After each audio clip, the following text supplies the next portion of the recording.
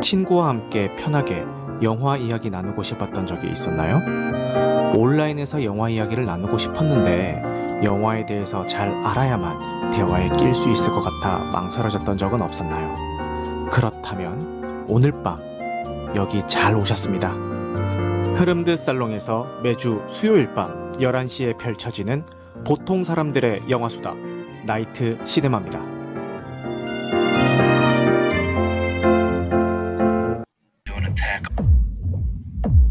I'm gonna attack a plane. 베테랑 형사 팀장 구이노는 비행기 테러 예고 영상 제보를 받고 사건을 수사하던 중 용의자가 실제로 비행기에 타고 있음을 알게 됩니다. 딸의 치료를 위해 비행 공포증이 있음에도 불구하고 하와이로 떠나기로 한 박재혁은 주위를 맴돌며 위협적인 말을 하는 낯선이가 신경 쓰이기 시작합니다. 인천에서 하와이로 이륙한 비행기에서 원인 불명의 사망자가 나오고 비행기 안은 물론 지상까지 혼란과 두려움의 현장으로 뒤바뀝니다. 이 소식을 들은 국토부 장관 김숙희는 대테러 센터를 구성하고 비행기를 착륙시킬 방법을 찾기 위해 긴급 회의를 소집합니다. 재난 상황에 직면한 항공기가 더 이상 정상적인 운항이 불가능하여 무조건적인 착륙을 요청하는 비상사태를 뜻하는 항공용어 비상선언의 스포일러 감상 후기 토론회를 시작하겠습니다.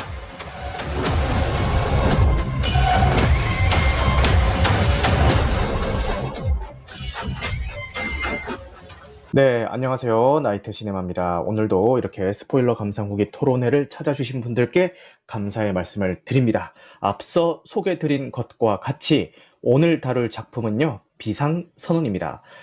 텐트폴 영화라고 불리고 있는 여름 성수기 시즌 빅4 영화 중에서 지금 저희가 두 번째로 다루고 있는 작품이고요. 외계인은 건너뛰었고요. 그 다음에 지난주에 저희가 한산을 다뤘었고 그에 이어서 오늘은 비상선언을 다룰 예정입니다. 그리고 다음 주는 빅4 중에서 마지막 주자인 헌트를 다룰 예정이니까요. 다음 주도 많은 관심을 부탁드리겠습니다. 먼저 저부터 이 작품 어떻게 봤는지를 말씀드리자면요. 한 중후반까지만 해도 와, 이거 진짜 한국 재난 스릴러 장르의 새 역사를 쓴다. 와, 지금까지 이런 작품이 있었나 싶을 정도로 어떤 재난에 대한 묘사와 더불어서 범인을 출격하는 과정에서 펼쳐지는 어떤 스릴러적인 요소들까지 모두 긴장감 있게 잘 편집한 작품으로 봤고요. 거기에서 이제 배우들의 연기까지, 특히 임시완 배우의 연기까지 아울러져서 와, 진짜 정말 만족감 있게 보던 중이었는데 언제부터 이거 좀 불안하다라는 생각이 들었냐면은 그 첫 번째 사망자가 나온 이후에 이병헌과 임시완이 그 실갱이를 벌이죠. 그 다음에 김남길이 승객석으로 왔는데 이병헌이 김남길에게 첫 마디를 건넵니다. 오랜만이네. 딱 이 말을 건네는 순간 이거 불안하다. 이거 약간 지금까지 보여줬던 결과는 조금 다른 결로 진행될 수가 있겠다라는 느낌이 들었는데 그때까지만 해도 이 불안하긴 했지만 그래도 봐줄만 했어요. 그래도 봐줄만 하다가 언제 제가 이거는 망했다라는 생각이 들었냐 하면은 그 송강호 배우의 아내 역으로 나오시는 분이 갑자기 벌떡 일어나서 저희 내리지 말죠 막 이렇게 얘기하잖아요. 그때부터 저 아줌마 왜 저래? 이 생각을 했는데 그 다른 승객들이 그 얘기에 다 막 동조를 하는 거예요. 그러니까 그 과정에서 뭐 이렇게 뭐 그런 주장은 할 수 있다고 쳐요. 그런데 모두가 한 마음이 돼가지고 좋습니다. 뭐 내리지 맙시다. 막 이런 분위기로 막 흘러가잖아요. 그 막 갈등이 생기고 막 이런 게 아니라 그러니까 거기서 한번 이거는 좀 망조가 좀 든 것 같다라는 생각이 들었고 그 뒤부터 이제 계속 뭐랄까 지금까지 보여줬던 스피디하고 그 긴장감 있는 전개와는 달리 왜 저래 싶을 정도로 질질 끌면서 그 막 영상 통화하는 거 보여주고 막 그러잖아요. 거기서부터 한숨이 나오며 야, 진짜 그 중반까지의 텐션만 끝까지 잘 이어가줬더라면은 정말 아까도 말씀드렸듯이 한국 재난 스릴러물에 새 역사를 쓸 수도 있는 작품이 될 뻔도 했기 때문에 그 후반부에 보여줬던 그런 모습들이 저는 더 두 배로 너무 아쉽게 다가왔고요. 애초에 처음부터 좀 이상했으면은 애초에 기대도 없고 그냥 아유 그냥 뭐 이렇게 시간이나 때우다 가야지 이렇게 생각을 했을 텐데 너무 좋은 결을 보여주다가 갑자기 확 고꾸라져 버리니까 안타까움과 실망감이 더 가중이 돼서 조금 더 안타까웠던 것 같습니다. 그랬던 것 같아요. 그러면은 자세한 이야기 꼭지들은 차차 이야기하면서 정리해 보도록 하고요. 제가 열심히 얘기하고 있는 가운데 우리 커리님께서는 다른 심판은 뒷심이 부족했다는 표현이 가능하지만 지금 말씀하시는 부분은 영화를 폐기 처분해야 되는 이유라고 생각합니다. 제가 얘기했던 그 단점이 그냥 단순히 뒷심이 부족했다라고 얘기하기에는 더 부족하다. 그냥 이거는 영화를 폐기 처분해야 되는 그 수준이다. 라는 그 더 이제 심한 강한 표현을 해주셨고 커리님 지금 인터뷰 가능하신가요? 자, 요 비상선언 어떻게 보셨는지 전체적으로 말씀 부탁드리겠습니다. 비상선언은 저는 말씀하신 것처럼 앞부분도 그렇게 좋게 보진 않았어요. 네. 앞부분에 좋았던 거는 임시완이랑 음, 김소진 씨랑 음, 그 비행기 돌리는 거. 음. 그 정도지. 그 앞부분은 그냥 좋게 봐도 평이한 수준이라고 저는 제 개인적으로는 봤고요. 그럴 수 있죠. 일단은 사람들이 제일 많이 비판하는 뭐 신파나 음, 뭐 이런 부분은 너무나 명징하게 보이는 단점이고, 네. 그리고 아까 말씀하셨던 그런 삶을 포기하는, 그것도 심지어 애가 얘기하는 음, 이런 부분은, 이거는 정말 농담이나 이게 아니라 정말로 이 영화는 어떻게 개봉을, 그러니까 사실 이거를 많이 기억하지 않는 게 저는 의아할 정도로 음, 이거는 조금 말이 안 되는 장면이다라고 생각을 하고, 음, 그리고 그 앞부분도 사실 짚어보면은 너무나 뭐 허점투성인데, 네. 그거는 이제 평작으로 갈 수 있었던 수준을 이제 뭐 뒤에서 엎었기 때문에 음. 뭐 전체적으로 거의 뭐 평가할 만한 가치가 없다라고 저는 보고 있습니다. 아유, 그 정도까지 보셨구나. 그렇네요. 생각해보니까, 제가 아까 그 송강호의 아내 역으로 나오시는 분이 이렇게 제안했다고 했는데, 이병헌 배우의 딸 역할로 나오는 그 캐릭터가 또 이제 막 덜덜 떨면서 얘기하잖아요. 저희 그냥 안 내리면 안 돼요. 이런 식으로 막 얘기하잖아요. 근데 아이의 입에서 그런 대사를 하게 했다는 것도 말씀하신 것처럼 이게 조금 심각하게 생각하면은 좀 그렇게 생각할 수도 있는 부분인 것 같네요. 말씀 그러니까 들어보니까. 아이한테 그 말을 시키고, 음, 그럼 그 말을 한 아이를 혼내야 될 이병헌이 음, 그거를 또 동조를 하고, 맞아. 근데 그러니까 저는 이게 무슨 핵폭탄이라도 떨어져서 네. 정말로 나라에 떨어지면 다 죽는 상황이라면 음, 그러면 이해를 하겠어요. 음, 그럼에도 불구하고 애는 뺐어야 되지만 음, 음. 그러면 이해를 하겠는데, 이게 약이 안 들 수도 있다잖아요. 그치. 확률이지. 예. 안 들 수도 있고, 음, 그리고 착륙을 시켜도 음, 격리를 하면 되고, 그치. 아니 우리가 지금 그 격리에 대한 거를 3년 동안 겪었잖아요. 그렇지. 네. 격리를 시키면 되고, 네. 뭐 이런 여러 가지가 있는데 그냥 밑에서 이제 내리지 말라라는 얘기만 듣고 그냥 우리 내리지 말자라고 결론을 내려버리는 이 부분이 정말로 저는 육성으로 터졌어요. 영화관에서. 어, 와 하면서. 그리고 이제 뭐 영상통화 이런 거는 사실 이거에 비하면은 예, 그것도 정말 이것만 아니었으면 그 장면이 최악이었을 텐데 그게 너무나 심한 똥이었고, 그리고 앞부분도 사실 하나하나 짚어보면 네. 저는 흠이 너무 많았어요. 음, 제가 보기에는. 그리고 그 송강호가 제일 처음 이제 육성으로 탄식이 터진 부분은 송강호가 바이러스를 맞겠다고 하는 부분이었는데, 아, 근데 사실 뒤돌아 생각하면 송강호는 경찰이니까 네. 송강호가 그렇게 할 수는 있다고 생각해요. 왜냐면은 송강호는 뭐 과학적인 지식이 없고, 그리고 가족이 타 있으니까 이성을 잃을 만도 하잖아요. 그쵸. 근데 이거를 주변에 있는 이성적인 사람들이 말려야 되잖아. 그치. 왜냐면 네. 바이러스를 맞고 백신이 들었다는 거를 몇 시간 만에 증명하는 것도 불가능하고, 네. 그리고 들었다 한들 그게 된다는 보장도 없고. 맞아요. 그러니까 이거는 돼도 안 되는 거니까 송강호의 헛수고로 끝났어야 되는 건데 네. 이게 결국 핵심이 되잖아요. 그렇지.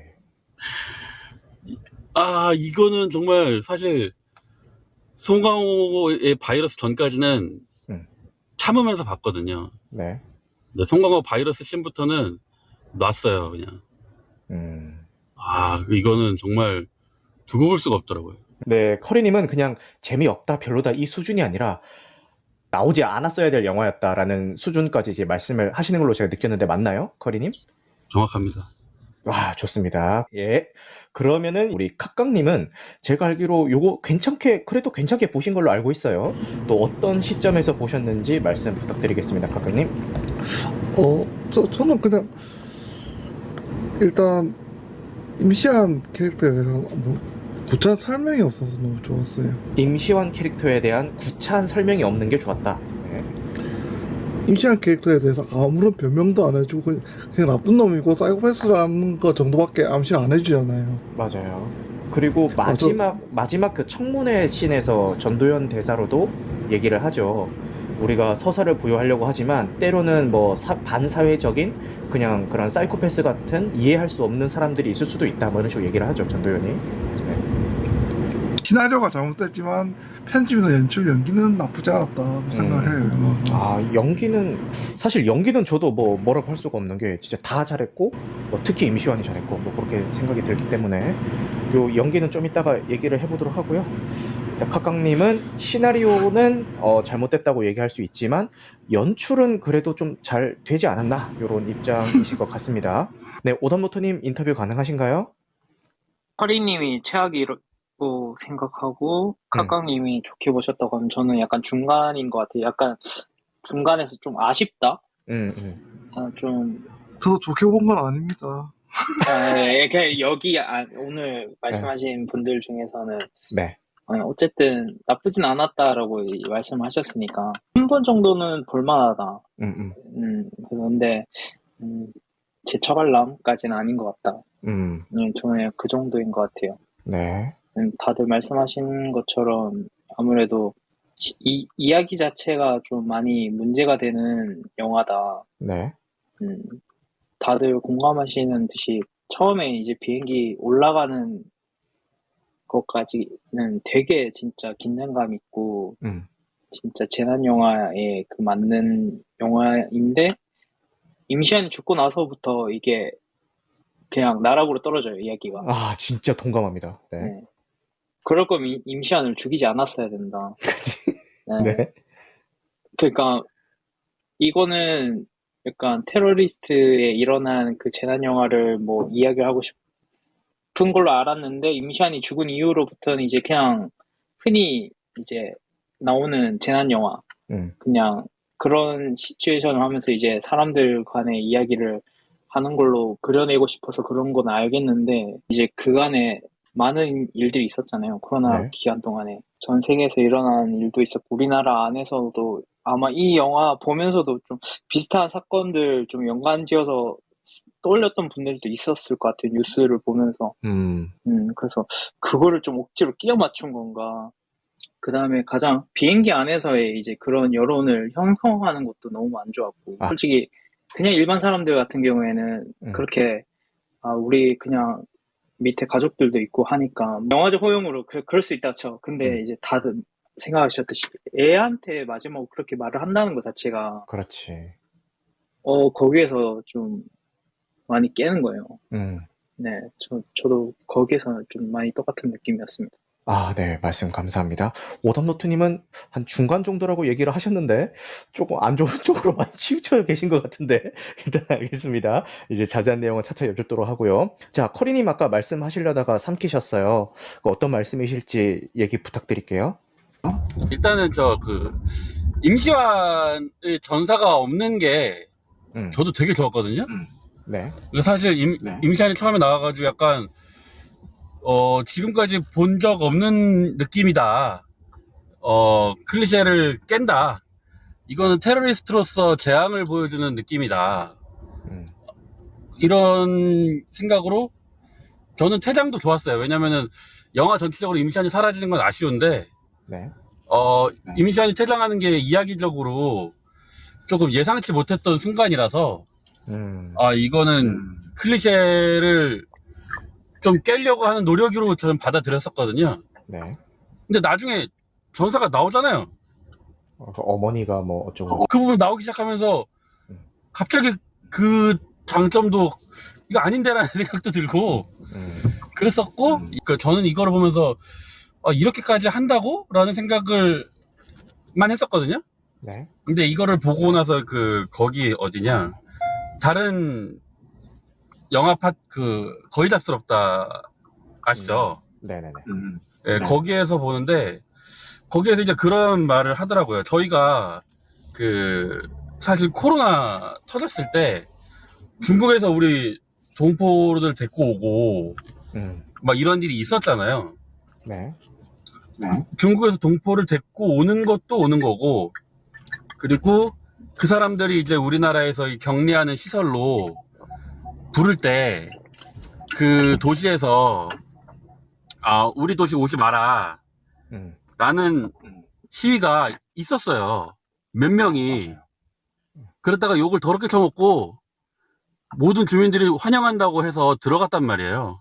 음, 예, 이게 지금 이미 벌어진 일인데, 지금 백신이 있는데 이게 들을지 안 들을지 모르는 요 수준에서 음. 전 국민이 이렇게 들고 일어선다는 거는 너무 우리나라 국민을 좀 무시해서 우리가 기분 나빠야 되는 내용이다라고 저는 좀 생각을 했고.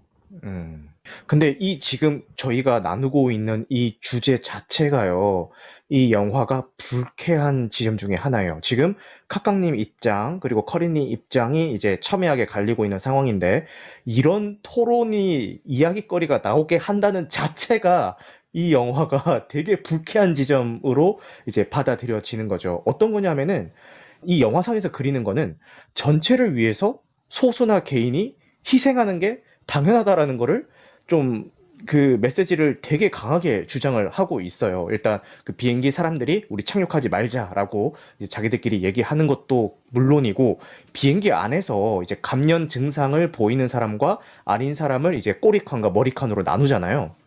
나누는데 그 머리칸에 감염이 안 된 사람들이 있는 칸에 그 아저씨 있죠. 그 마스크 끼면서 우리 다 같이 살아야 될 거 아니야. 지금 나 혼자 살자고 이래 막 주장하면서 조금만 감염 증상이 보여도 빨리 격리 시설로 가라고 이렇게 얘기하는 아저씨가 있는데, 그 아저씨가 하는 행동이 저는 당연한 행동이라고 생각을 했어요. 지극히 상식적이고, 영화에서 그 아저씨를 묘사하기로는 이기적이고 나쁜 놈으로 묘사를 해놔요. 근데 지금 아까 커리님이 계속 열변을 토하셨던 것처럼 저희는 코로나 상황을 겪어왔고, 그때 이런 전염병이, 그러니까 치사율이 높은 전염병이 퍼졌을 때 어떤 행동을 해야 되는지 우리 전 국민이 지금 거의 3년 넘는 기간 동안 체감을 해왔단 말이에요. 근데 그 상황에서 그 조금이라도 의심 증상이 있는 사람을 격리하는 공간으로 가라고 얘기하는 거를 나쁜 사람으로 묘사를 했다?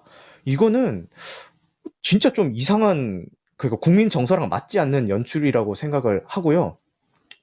이익을 위해서 소수의 희생을 강요하는 거를 상황 바이 상황인 케이스라고 생각을 하는데, 지금 이 영화에서는 마치 그게 정이고 당연한 거라는 듯이 이제 묘사를 해놨단 말이죠. 그래서 그 부분이 아까 커리님이 말씀하신 것과 같은 맥락에서 저는 조금 불편하게 느껴졌던 것 같아요. 영화가 아직 매끄럽진 않았던 것 같아요.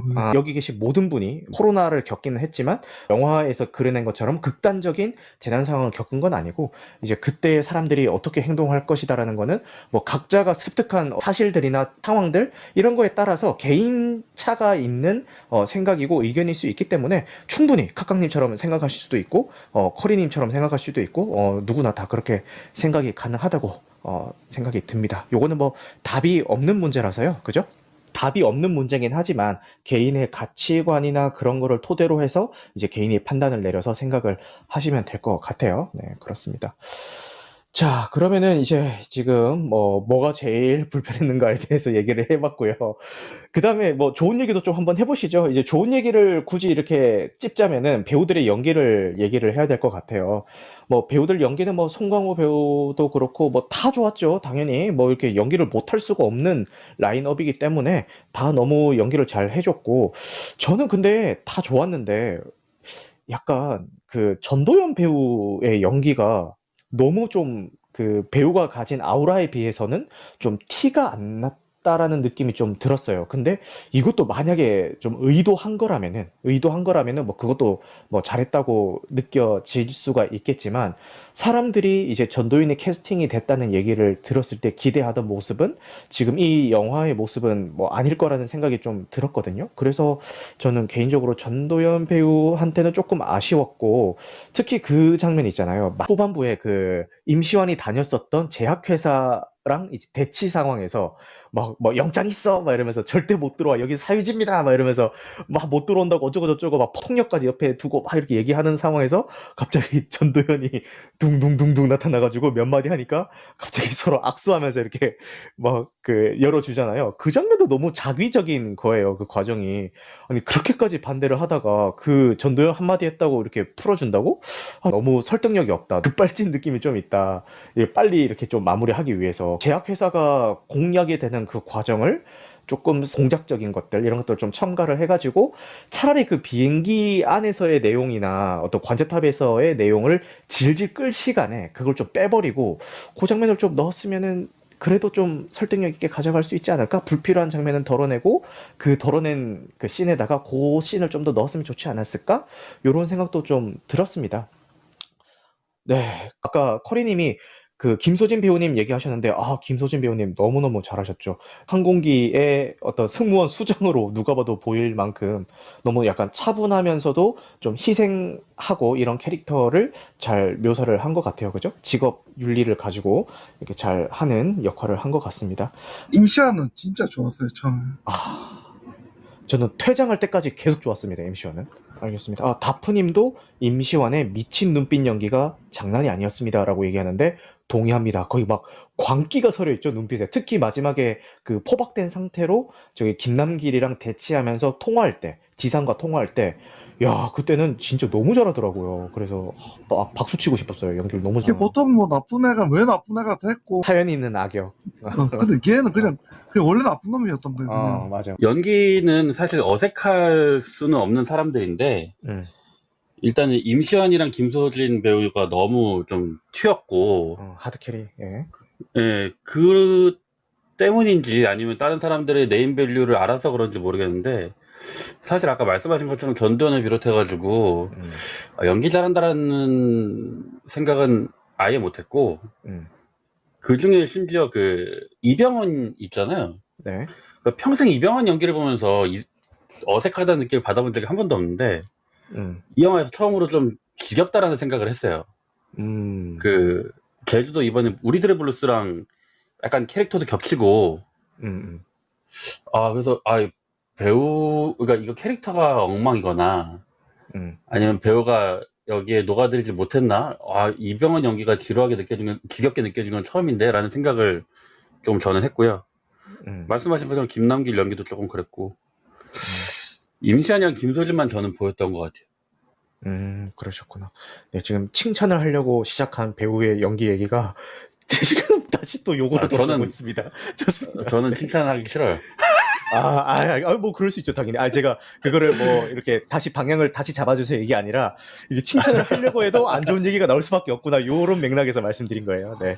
근데 진짜 좋은 점은 칭찬하고 싶어요, 저도. 네, 알겠습니다. 그 다음에 오답노트님은 배우들 연기 어떻게 보셨을까요? 배우들 캐스팅 자체가 연기를 못할 수 없는 배우들이 아니잖아요. 그쵸.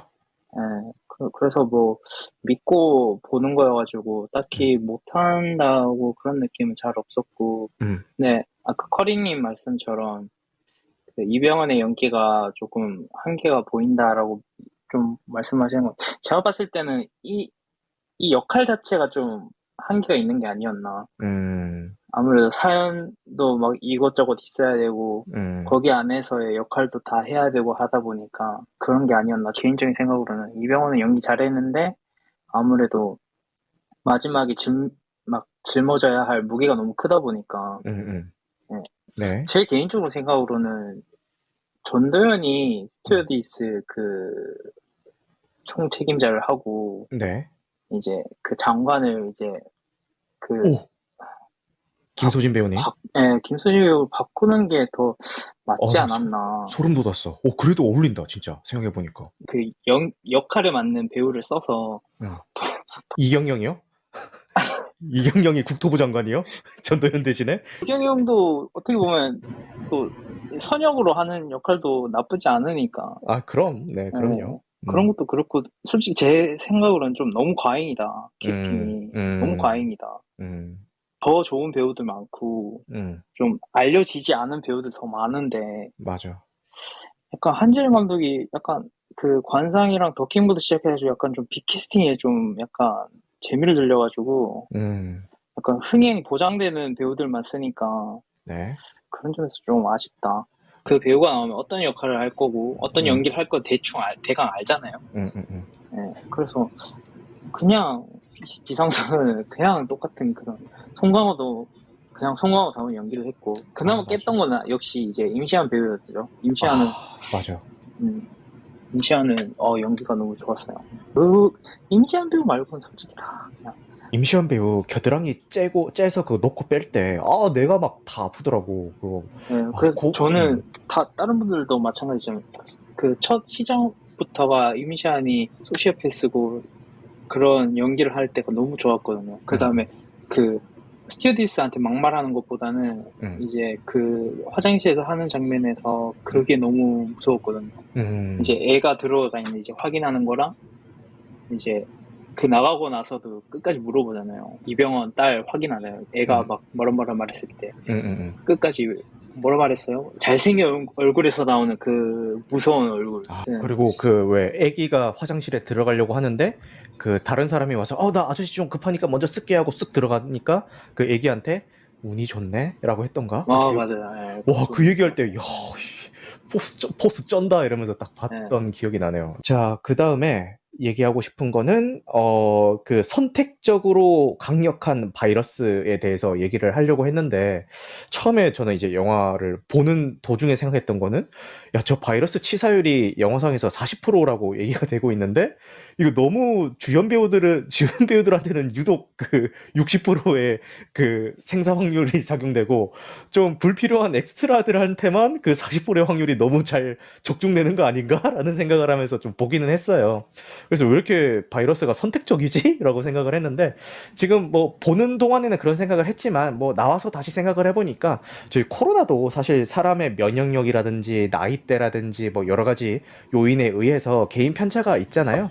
누구는 걸려도 가벼운 감기로 넘어가는 사람도 있고 누구는 걸리면은 진짜 그 사망에 이르기까지 뭐 심각하게 이제 작용하는 사람도 있고 다르니까 그냥 코로나 케이스가 실제로 있었으니까 요 영화에서 발생했던 내가 좀 이상하다고 생각했던 그 선택적인 치명률도 그냥 좀 이해를 해야 되는 부분이구나 하고 요거는 그냥 리저너블하게 넘어갔던 것 같고요. 그리고 이 영화에서 이야기를 안 할 수가 없는 게 영화 외적인 부분이 또 있어요. 제가 스포일러 감상 후기 토론회가 아니라 그 영화 뉴스 컨텐츠에서 한번 이번 주 월요일과 화요일 날 다뤘던 이야기인데요. 지금 비상선언이 역바이럴 논란에 빠졌습니다. 뭐 한번 그 다른 뉴스 컨텐츠에서는 자세히 설명을 한번 해드렸지만 다시 한번 간략히 얘기를 하자면요. 한 영화평론가의 어떤 폭로로 이제 밝혀진 사건이고요. 그 바이럴 마케팅 업체가 있는데 기존에는 도서, 웹툰, 음반 요런 쪽에서 이제 활동을 하던 어떤 바이럴 마케팅 업체였어요. 그런데 최근에 이 업체가 영화계로 진출을 하기 시작하면서 저희가 익히 들어서 누구나 알 법한 한국 영화들은 모두 이 업체에게 바이럴 마케팅을 의뢰를 한 겁니다. 뭐 건당 5천만 원? 뭐 그런 얘기가 있더라고요. 이제 의뢰를 했는데 이 비상선언만이 그 업체에게 바이럴 마케팅 계약을 하지 않았고요. 그래서 이 업체에서 악의적인 목적을 가지고 비상선언이라는 작품에 대한 역바이럴 마케팅을 시작을 했다라는 의혹이 제기가 됐습니다. 의혹입니다. 여기서 의혹에 그치는 이유는요, 이 이슈를 그 최초 제기한 그분조차도 아직까지 그 어떤 명확한 그 근거 자료라든가 어떤 보도 자료에 쓸 법한 자료들을 이제 공개를 안 하고 있는 입장이고요. 그분 말에 의하면은 뭐 충분히 준비하고 이야기를 하기 위해서 아직 공개를 안 하고 있는 단계라고 얘기를 하지만 어쨌든 뭐 저희 밖에 있는 일반 사람들이 보기에는 아직 미공개 상태인 거죠. 이유야 뭐든 간에. 그래서 이거는 뭐 공개하고 난 다음에 다시 판단해도 될 문제인 것 같긴 합니다. 어쨌든 그래서 아직까지는 의혹이다라는 얘기를 드리겠고요. 이 마케팅 업체에서 이 비상선언에 대한 어떤 역바이럴 마케팅을 시전을 했냐. 물론 댓글이나 SNS나 이런 곳에다가 재미없더라 뭐 이런 얘기도 물론 했겠지만 오히려 이거 재미있는데 왜 그래? 이거 재미없다고 하는 사람들이 뭐 영화를 잘 모르는 사람들이지라는 식으로 어그로성 옹호 글을 올린다든가 아니면은 이거 비상선언 재밌던데? 근데 한사는 좀 별로였어 라는 식으로 비상선언은 축혀 세우면서 다른 작품을 좀 까내리는 듯한 그런 역공작을 이제 벌였다라는 의혹이 지금 있습니다. 그래서 지금 여러 가지 정황 증거들이 나오고 있는 상황에서 좀 지금 영화계에서 가장 핫한 이슈인 것 같고요. 오늘 이 시점까지도 아직까지 그 자료 공개는 이루어지지 않고 있는 상황인데 요거는 저도 지금 가장 높은 관심도를 가지고 지켜보고 있는 사건인 만큼 뭔가 진척이 있다면은 영화 뉴스 컨텐츠를 통해서 다시 한번 말씀을 할 수 있는 그런 자리를 만들어 보겠습니다. 그거 이해가 안 돼요. 바이럴 업체가 비상선언 업체란 말인 거예요? 아니면 다른 데서 고용한 업체가 비상선언을 까기 위해서 했단 말인 거예요? 아, 그러니까 그 업체에서 우리랑 바이럴 마케팅을 계약을 안 했기 때문에 너희는 이런 불이익을 줄 거다. 우리랑 계약 안 하면은 뭐 어떤 일이 벌어지는지 한번 봐라라는 식으로 했다라는 주장입니다. 주장이 있고요. 지금 그 업체에서는 이거는 사실 무근이고 우리랑 관계 없다라고 주장을 하고 있습니다. 그래서 사실 이게 그 명확히 전후 관계가 어떻게 되는지 밝혀지기 위해서는 그 이슈 제기를 했던 그분이 자료를 공개를 해야 되는데 아직까지는 뭐 이루어지지 않고 있어요. 티즌들의 반응은 조금 슬픈 게 역바이럴 상관없이 별로다라고. 네, 다프님이 역바이럴이라고도 밝혀지기도 힘들 것 같아요. 맞아요. 사실 좀 그 주장만 들어봤을 때는 심정적으로는 저도 좀 안타깝긴 합니다. 안타깝긴 하지만 좀 냉정하게 봤을 때는 지금 다프님 말씀처럼 이거를 입증한다는 게 사실 뭐 쉽지 않은 문제인 것 같아요. 뭐 예를 들어서 내부 고발을 누군가가 이제 총대 메고 해준다거나 하지 않는다면은 자료 공개를 그 자료 공개한다는 그 자료가 뭔지는 잘 모르겠지만 얼마든지 반박의 여지가 쉬운 좀 그런 상황인 것 같아서 지금 다프님의 말씀에도 저도 뭐 100번 공감하는 바입니다. 네, 그런 상황인 거죠. 그냥 이런 생각도 듭니다. 안 되려니까 뭐 이런 것까지 안 도와주는구나. 이제 그 저희 범죄도시 2가 1200만을 찍으면서 이제 역대급 흥행을 하고 있을 때 저희가 그런 얘기 했잖아요. 야, 잘 되려니까 시국이 도와주는구나라고 얘기를 하면서 야, 이거 잘 되려니까 끝도 없이 잘 되네 이런 얘기를 했잖아요. 솔직히 범죄도시 2가 물론 저도 그 극장에서 2회차를 했을 만큼 너무 재밌게 봤던 작품이긴 하지만 이 1200만이라는 스코어를 냈는 데는 그 작품 그 자체가 오롯이 뭐 좋았다는 것도 물론 있겠지만 좀 어떤 시기적인 게 도와주는 운적인 요소들도 충분히 작용을 한 거라고 저는 생각을 하거든요. 근데 이 비상선언의 지금 이 상황은 이 범죄도시랑 좀 반대로 안 되려니까 좀 이런 운까지도 안 따라주는구나. 뭐 이게 사실 여부를 떠나서요. 그죠? 이 역바이럴이 있었든 없었든 간에 좀 이렇게 이슈에 그 휘말렸다는 자체만으로도 좀 안 도와주는구나라는 생각이 들면서 좀 안타까운 상황이긴 한 것 같습니다. 그리고 뭐 이렇게 얘기를 쭉 나눠보고 있는데요.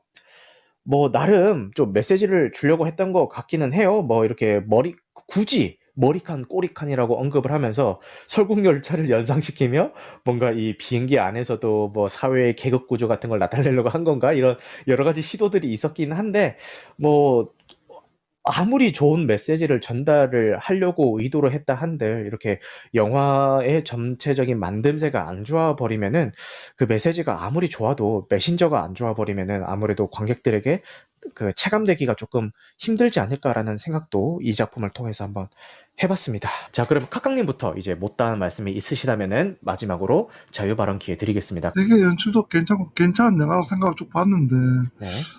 마지막 결말이 참 마음 매끄럽지 못해가지고 아깝고 그래도 이제 한국 영화 이 정도 수준까지 왔다는 것도 정말 대단한 것 같아요. 엄청 안타깝습니다. 궁금한 점이랑 좀 질문할 게 있는데 네. 제주공항은 왜 안 가요? 제주공항이요? 예. 그러게. 일본 갈 생각은 그러니까 이게- 했는데, 네. 그러니까 이게 되게 제가 제주공항이 있었잖아라고 이렇게 막 이게 번뜩이는 생각을 한 게 아니라 네. 누가 봐도 이렇게 올라가다 보면 제주도를 거쳐서 올라가잖아요. 그쵸? 근데 꼭 서울까지 가야 된다고 하길래 네. 무슨 이유가 있나 하는데 위에서도 공항이 계속 바뀌잖아요. 네. 공항이 계속 바뀌면은 굳이 어디를 가야 된다 이유는 없었던 거야. 네. 근데 제주도를 안 가잖아요. 그쵸. 지금 다프님이 제주뿐만 아니라 부산에도 있고, 뭐 대구공항도 있고, 원주도 있고, 많은데 왜 굳이? 라고 얘기를 하시네요. 그렇네. 네. 그리고 기름이 없어요, 기름이. 그치. 기름이 없으니까 일단 제주도에 내렸어야 돼, 무조건. 그거는 뭐 따로 나온 게 없죠, 내용이. 없죠. 네. 근데 하와이에서는 만약 제주도 들려서 가면 더 멀지 않나요? 도는 게. 아니, 회항을 했잖아요. 회항을 했기 때문에, 일본에서 올 때. 그치. 일본에서. 일본까지 갔다가, 이제 거부당하고 다시 서울로 가는 여정인데, 그럴 거면은 제주도로 가는 게 낫지 않나? 그죠? 그 생각이 드네요. 그렇네요. 연료도 가뜩이나 없는데. 네. 그리고 아까 말씀하신 그 바이러스를 네. 코로나랑 비교하니까 그래도 이해가 됐다라고 하셨는데, 네네네. 저는 그게 말이 안 된다고 생각하는 게, 이게 네. 바이러스의 시간을 단축하는 데에다가 엄청나게 공을 들였다는 설정이 나오잖아요. 아, 잠복기를 줄이는데, 이제 공을 많이 들였다. 네. 그죠? 네. 그게 몇 명한테만 써먹히고, 다른 중요한 배우들한테 안 써먹히잖아요. 맞아요. 그러니까 이거는 설정 오류예요. 그러니까 코로나를 받아들이면 안 돼요, 여기서는. 네. 그 설정을 얘가 잡아먹었기 때문에 그것도 엄청난 문제라고 생각을 하고, 제목이 비상선언인 게 조금 맞아요? 맞죠? 그러니까 저는 이제 영화 시작할 때 네. 비상선언을 이것은 무엇이다라고 하면서 엄청 중요하게 설명을 하잖아요. 맞아요. 그래서 이게 영화에 엄청나게 중요한 뭔가가 되겠구나 싶었는데, 네. 하와이에서는 비상선언을 하지도 않고 네. 일본에서 비상선언을 외치는데, 네. 그 첫 장면에 비상선언 외치면은 상대 공항에서는 무조건 받아줘야 된다라고 나와요. 그잖아요. 근데 일본에다 외쳤는데 일본 애들이 비상선언 외쳤습니다, 이런 뭐 반응도 없어. 그냥 김남길이 혼자 비상선언을 외치고 그 뒤로는 그 얘기가 안 나와요. 네. 그러니까 비상선언 영화에서 절대 중요한 그게 아니야. 분기점이 아니야. 그쵸. 제목이 왜 비상선언인지도 모르겠어요, 저는. 네, 거기에 다프님도 비상선언 했으면 일본에서 바로 세웠어야죠. 저도 공감합니다라고 동조를 해주시네요. 아니면은 일본에서 비상선언이라서 우리가 받아들여야 되지만 그래도 이건 안 돼, 이런 식의 반응이라도 있었거나. 맞아. 근데 일본에서 비상선언이라는 거에 대해서 별로 언급도 안 해요, 그냥. 맞아. 그냥 안 된답니다. 막 그러죠. 거부당했습니다. 이러고 네. 끝나죠. 네. 이게 제목이 왜 비상선언인 거지? 다 끝났는데 모르겠더라고요, 저는.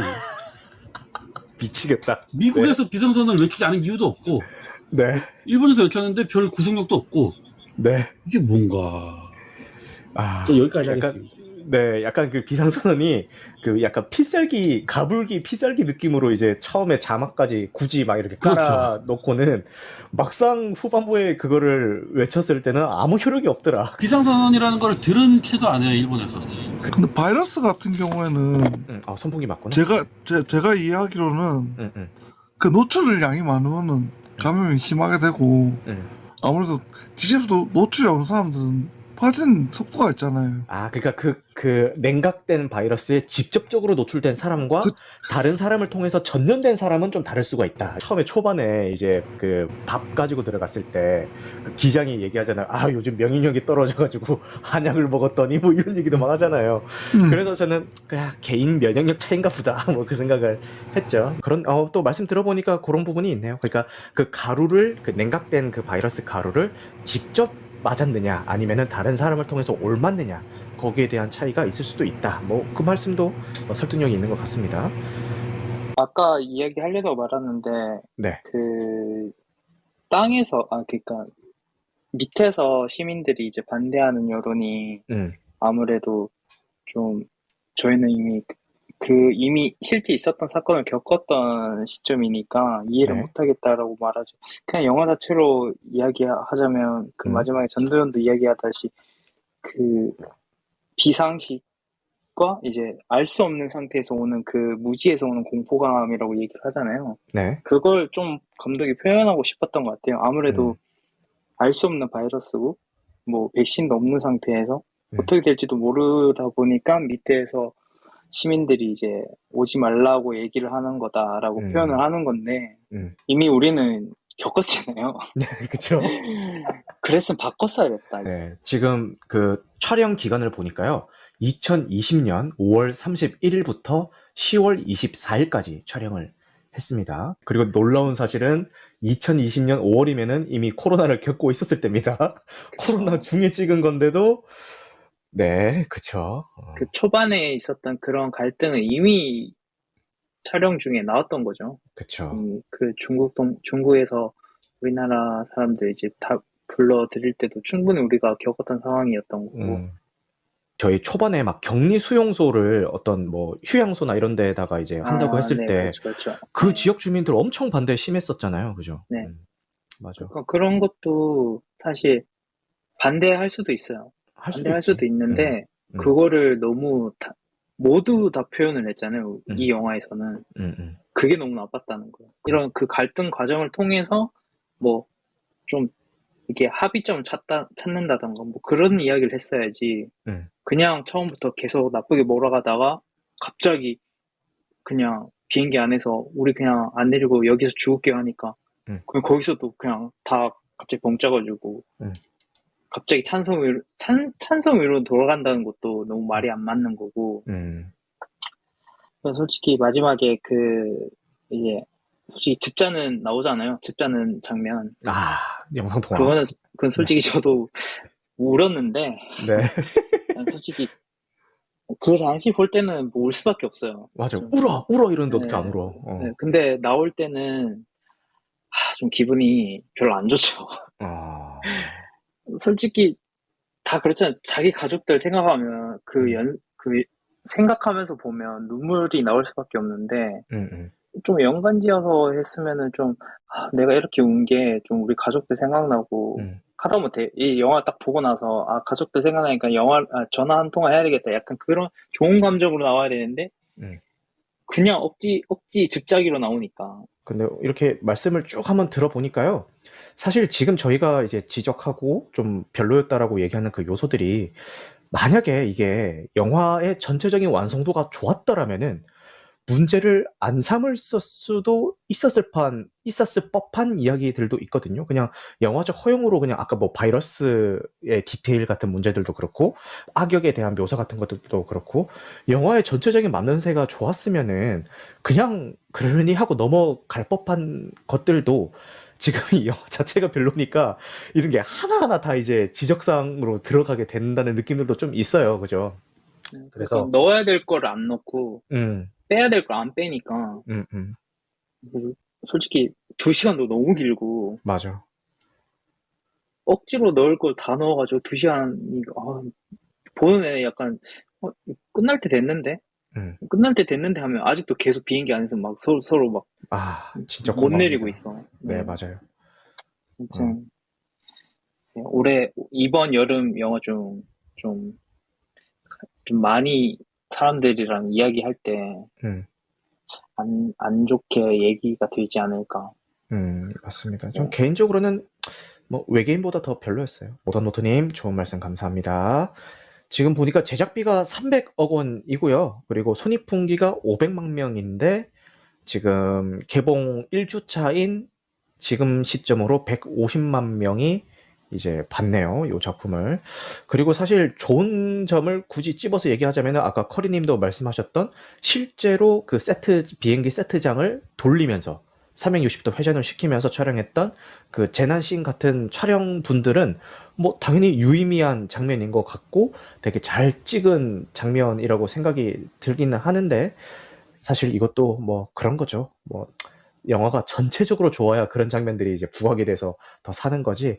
다른 게 다 엉망인데 그거 하나 좋았다라고 해서 뭐 이렇게 그 장면 하나로 영화의 전체적인 분위기를 좀 끌고 가기에는 조금 힘들지 않을까. 의미 있는 장면이긴 했다. 요 정도로 이야기를 하겠습니다. 제가 조금 늦게 들어와서 처음 내용을 못 들었는데 네. 뭐 많은 얘기 잘 해주셔서 네. 저도 동감하는 부분이 많았고요. 특히나 촬영에 대해서만큼은 정말 감독이 잘 찍는 감독이다. 이 감독이 연출을 잘하는 감독이 있었겠구나라고 느꼈는데 네. 제가 영화 다 보고 느낀 거는 감독이 우리한테 훈계를 하고 교육을 하고 이렇게 해야 된다고 강요되는 느낌이 좀 컸던 것 같아요. 맞아요. 그러니까 심파를 강요하고 그런 것들이 저절로 우러나오게도 할 수 있어야 정말 좋은 감독이고 좋은 영화인데 네. 이 영화는 모든 면에서 다 억지스럽게 느껴지게 했던 것 자체가 이 감독이 자기가 너무 이런 걸 다 하고 싶고 이런 걸 잘하는 감독이라는 생각에 잘못을 했던 건 아닌가.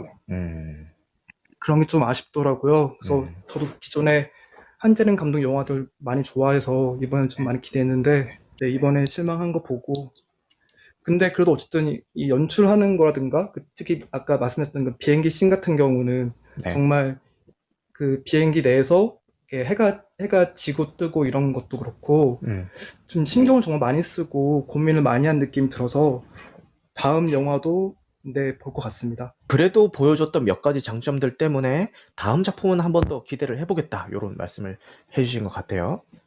근데 이번처럼 또 가르치려 들면 안 볼 것 같아요. 근데 봐야 될 것 같아요. 알겠습니다. 말씀 듣고 보니까 약간 꼰대 같은 영화라는 생각도 드네요. 자, 그러면은 이제 다프님 말씀까지 들어봤으니까요. 마무리 멘트 한번 해보겠습니다. 네, 오늘 비상선언을 보고 각자 느낀 점에 대해서 이야기 나누는 시간을 가져봤습니다.